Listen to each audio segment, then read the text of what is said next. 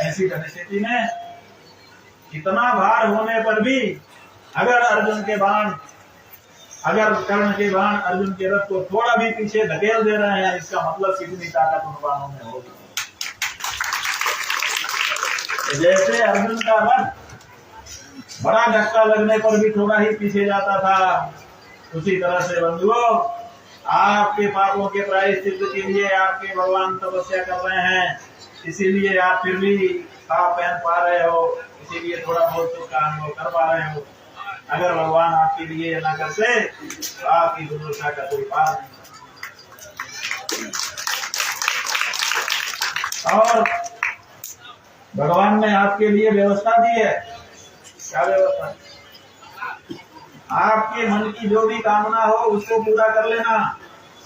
आपको उन्होंने एक यंत्र दे दिया, ये लो अपने पास ताबीज रखो, अलादीन का चिराग, जब चाहिए जो चाहिए मांग लेना।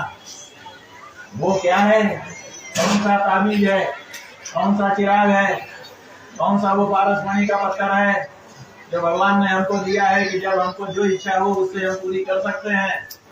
तो हम आपको बताना चाहते हैं भैया, वो ताबीज दूसरा कोई नहीं है, वो ताबीज है आपका यज्ञ।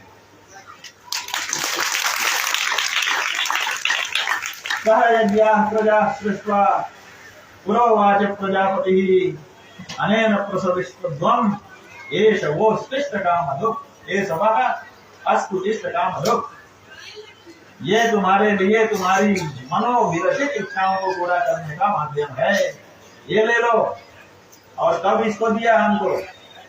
हमारे मांगने तो नहीं दिया, जब हमको भगवान प्रकट कर रहे थे उसी समय सह यज्ञाः, इसी के साथ जैसे कर्ण कवच और कुंडल लेकर के पैदा हुआ था, वैसे हम और आप यज्ञ लेकर के पैदा हुए। लेकिन यज्ञ लेकर के पैदा हुए पर भी यज्ञ का लाभ हम नहीं ले पा रहे हैं। पानी में मेहनत प्यासी मैं रहे आप। वीरराज जी ने कहा था कि मैंने देखा पानी में ही रहती है मछली, लेकिन प्यासी रहती है, उसको पानी पीने का अवसर कब मिलता है? जब पानी से बाहर उछलती है और फिर पानी में जाती है तो पीते हुए चली जाती है। जिस समय पानी में रहती है उस समय पानी नहीं पी पाती। वही हमारा आपकी हालत हो गई है कि हमारे पास भगवान ने जैसे इनबिल्ट प्रोग्राम आपके डिवाइस में आता है, पहले से ही लोड रहता है, वैसे ही यज्ञ भगवान ने आपको जन्म से दिया है, लेकिन आप उसका उपयोग नहीं कर रहे हैं। और उसका उपयोग कैसे करेंगे? उसका उपयोग करने के लिए दो चीजें बहुत जरूरी है। ब्राह्मणाश्चैव गावश्च कुलमेकं विधातुतं एकत्र मंत्रास्तिष्ठन्ति हविरेकत्र तिष्ठति। ब्राह्मण और गाय ये दोनों नहीं होंगे तो यज्ञ नहीं हो सकता, क्योंकि यज्ञ करने के लिए सबसे पहले तो हव्य की आवश्यकता है। वो हव्य, उसका मुख्य जो उपकरण है, उपादान है, वो आज्य ही है। वो तो गाय से मिलता है। और आप अगर हजारों कुंतल आग जला करके उसमें घी घोम दें तो वो यज्ञ नहीं होगा। वो यज्ञ तब होगा जब शुद्ध उच्चारण सहित कोई उपनीत गुरु परंपरा से मंत्र प्राप्त ब्राह्मण आपके लिए मंत्र का उच्चारण कर दे। शुद्ध मंत्र उच्चारण सहित जब शुद्ध गौ माता का घृत अग्नि में आहूत किया जाता है, उसी समय यज्ञ संपन्न होता है, उससे देवता पुष्ट होते हैं। और परस्परम भावयंता की जो विधा ब्रह्मा जी ने बना रखी है, उस विधा के अनुसार जब हम देवताओं को परिपुष्ट करते हैं तो देवता भी प्रसन्न होकर के हमारी मनोकामनाएं पूरी कर देते हैं। तो वो यज्ञ भगवान ने हमको दिया हुआ है। एक तरफ हमारे पापों के प्रायश्चित के लिए स्वयं तपस्या कर रहे हैं, कष्ट सह रहे हैं, और दूसरी तरफ हमारी कामनाओं को पूरा करने के लिए उपाय भी उन्होंने हमको प्रदान कर रखा है। अब इतना के बाद भी अगर हम दुखी हैं तो फिर हम क्या, इसको क्या कहें? बंधुओं, अब आपके जो दुश्मन हैं, आपके माने आपका धर्म जो है वही आपकी पहचान है, आपके धर्म के जो दुश्मन हैं वो लोग नहीं चाहते कि आप यज्ञ कर सकें। वो लोग नहीं चाहते हैं यज्ञ करने की सामग्री ब्राह्मण और गाय आपके पास रहे, इसीलिए ब्राह्मणों पर और गायों के ऊपर प्रहार हो रहा है। ब्राह्मणों की निंदा की जा रही है, उनको स्वार्थी सिद्ध किया जा रहा है और उनके ऊपर तरह तरह के आक्षेप लगाए जा रहे हैं ताकि आपके मन में उनके लिए अश्रद्धा हो जाए। और गाय इसको तो काट काट के खा ले रहे हैं। ऐसी परिस्थिति में अगर ब्राह्मण और गाय आपके हाथ से निकल गए तो समझिए यज्ञ आपके हाथ से निकल गए। फिर आपके मन की इच्छा को कौन पूरा करेगा? क्योंकि आपके पास यही एकमात्र उपाय है, दूसरा कोई उपाय नहीं है। इसलिए अगर आप चाहते हैं कि आने वाली पीढ़ियां उसी तरह से अपनी इच्छाओं को पूरी कर सके जैसा हम अपने समय में या कीर्तित कर सके, तो उसके लिए जरूरी है यज्ञ के इन उपादानों की रक्षा करने के लिए आप दृढ़ता पूर्वक खड़े हो। इसलिए गौ रक्षा के लिए आपके पूर्व पुरुषों ने, पूज्य पुरुषों ने आपको जगाया।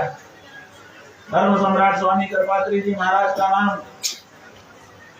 उनका जय उद्घोष यहाँ से किया गया। हम लोग रोज करते रहते हैं, धर्म की जय हो आदि का जो नारा है ये उन्हीं का दिया हुआ है। आज सनातन धर्म के हर मंच पर उसका उद्घोष किया जाए। इसका मतलब उनके द्वारा किया जाने वाले उद्घोष का मतलब है उनका जय उद्घोष करना, उनकी बात को स्वीकार करना, और वो गौ माता की रक्षा के लिए ही जी रहे थे।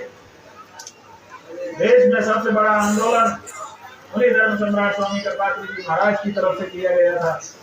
सर्वदलीय गौ रक्षा महाअभियान समिति का नेतृत्व करते हुए ईस्वी सन 1966 में पूरे देश के गौ भक्तों को मिला करके, जिस समय आवागमन के इतने साधन नहीं थे, उस समय 10 लाख लोगों की भीड़ उन्होंने संसद के चारों तरफ खड़ी कर दी।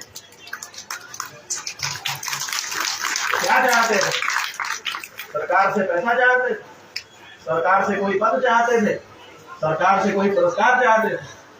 नहीं, तो केवल ये आश्वासन चाहते थे कि आप हमारी गौ माता को मारना बंद करवा दीजिए। लेकिन देश की सरकार गौ माता की हत्या को नहीं रोक सकी, बल्कि वहां पर समवेत जाने कितने लोगों को ही मौत के मुंह में पहुंचा करके उनकी हत्या करवा दी। और परिणाम ये हुआ कि लोगों के मन में डर बैठ गया कि गाय के लिए अगर हम आवाज उठाएंगे तो हमें मार दिया जाएगा। 66 से 76 हो गया, 76 से 86 हो गया, 86 से 96 हो गया, 96 से 6 हो गया, 6 से 16 हो गया, 16 से 26 होने को चला आया। कितने साल हो गए, लेकिन गाय माता के लिए फिर दोबारा उतनी संख्या में हम लोग नहीं जुट सके। ऐसी परिस्थिति में हमारे गुरुजी महाराज जब भौतिक रूप से विद्यमान थे, बार बार हम लोगों को कहते थे कि जब धर्म सम्राट स्वामी कृपात्री जी महाराज की इच्छा पूरी नहीं हो पाई है, धर्म सम्राट कृपात्री जी महाराज की इच्छा पूरी नहीं हो पाई है। वो स्वयं स्वतंत्रता संग्राम के सेनानी थे।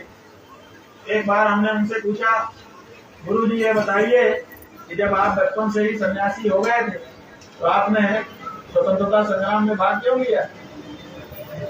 उन्होंने कहा, क्यों, तुम क्यों पूछ रहे हो? हमने कहा, महाराज जी हमको ये लगता क्या है, सच लगता है कि आपके मन में थोड़ी बहुत राजनीति की इच्छा थी। सन्यासी भले आप हो गए थे, लेकिन आप राजनीति करना चाहते थे, इसीलिए तो आप सन्यासी होकर के स्वतंत्रता आंदोलन में भाग ले गए। स्वतंत्रता आंदोलन तो राजनीति का आंदोलन था, कोई धार्मिक आंदोलन थोड़े था। हमारे गुरुजी महाराज ने कहा, नहीं बेटा ऐसी बात नहीं है, हमारे मन में राजनीति की इच्छा होती तो हम 2 बार जेल में बंद रहे, हमारा बायोडाटा बन चुका था स्वतंत्रता संग्राम सेनानी का। देश के आजाद होने के बाद हम राजनीति कर सकते थे, शायद हम भी मंत्री मिनिस्टर होते, लेकिन हमारे मन में ये बात नहीं थी। इसीलिए स्वतंत्रता आंदोलन में हमने भाग लिया और देश के आजाद होने के बाद हम कभी उतर लौट करके नहीं गए। तो हमने कहा, फिर काहे के लिए आपने भाग लिया था? तो उन्होंने बताया कि हमें बताया गया था अंग्रेज यहाँ पर गौ हत्या कर रहे हैं, इसलिए गौ हत्या रोकना है तो अंग्रेजों को भगाना जरूरी है। गौ माता की रक्षा के लिए हमने स्वतंत्रता आंदोलन में भाग लिया था।